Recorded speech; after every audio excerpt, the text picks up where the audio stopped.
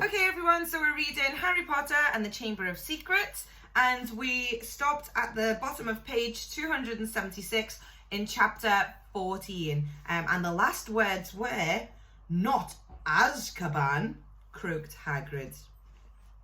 Before Fudge could answer, there was another loud rap on the door. Dumbledore answered it. It was Harry's turn for an elbow in the ribs. He'd let out an audible gasp. Mr. Lucius Malfoy strode into Hagrid's hut, swathed in a long black travelling cloak. Smiling a cold and satisfied smile, Fang started to growl. "Already here, Fudge," he said approvingly. "Good, good." "What are you doing here?" said Hagrid furiously. "Get out of my house." "My dear man, please believe me, I have no pleasure at all in being inside your, do you call this a house?" said Lucius Malfoy, sneering as he looked around the small cabin. "I simply called at the school and was told that the headmaster was here." "And what exactly did you want with me, Lucius?" said Dumbledore. He spoke politely, but the fire was still blazing in his blue eyes. "Dreadful thing, Dumbledore," said Mr. Malfoy lazily, taking out a long roll of parchment. "But the governors feel it's time for you to step aside. This is an order of suspension. You'll find all 12 signatures on it. I'm afraid we feel you're losing your touch. How many attacks have there been now? 2 more this afternoon, wasn't it? At this rate, there'll be no muggle bones left at Hogwarts, and we all know what an awful loss that would be to the school. Oh, now, see here, Lucius," said Fudge, looking alarmed. "Dumbledore suspended? No, last thing we want just now. The appointment or suspension of the headmaster is a matter of the governors, Fudge," said Mr. Malfoy smoothly. "And as Dumbledore has failed to stop these attacks." "Now look, Lucius, if Dumbledore can't stop them," said Fudge, whose upper lip was sweating now, "I mean to say, who can?" "That remains to be seen," said Mr. Malfoy with a nasty smile. "But as all 12 of us have voted..." Hagrid leapt to his feet, his shaggy black head grazing the ceiling. "And how many of you have to threaten and blackmail before they agreed, Malfoy, eh?" he roared.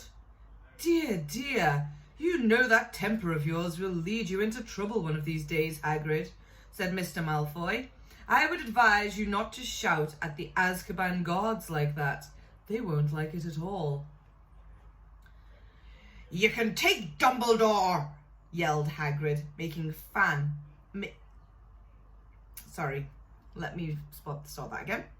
"You can't take Dumbledore," yelled Hagrid, making Fang, the boarhound, cower and whimper in his basket. "Take him away and the muggle borns won't stand a chance. There'll be killings next." "Calm yourself, Hagrid," said Dumbledore sharply. He looked at Lucius Malfoy. "If the governors want my removal, Lucius, I shall, of course, step aside." "But..." stuttered Fudge. "No!" growled Hagrid. Dumbledore had not taken his bright eyes off Lucius Malfoy's cold grey ones. "However," said Dumbledore, speaking very slowly and clearly so that none of them would miss a word, "you will find that I will only truly have left this school when none here are loyal to me. You will also find that help will always be given at Hogwarts to those who ask for it." For a second, Harry was almost sure Dumbledore's eyes flickered towards the corner where he and Ron stood hidden. "Admirable sentiments," said Malfoy, bowing. "We shall all miss your, highly individual way of running things. Albus, and only hope that your successor will manage to prevent any, killings. He strode to the cabin door, opened it, and bowed Dumbledore out. Fudge, fiddling with his bowler, waited for Hagrid to go ahead of him, but Hagrid stood his ground, took a deep breath, and said carefully, If anyone wanted to find out some stuff, and they'd have to do would be to follow the spiders. That'll lead them right. That's all I'm saying. Fudge stared at him in amazement. All right, I'm coming, said Hagrid, pulling on his moleskin overcoat.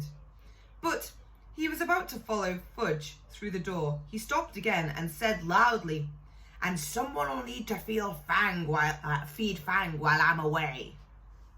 The door banged shut, and Ron pulled the invisibility cloak off.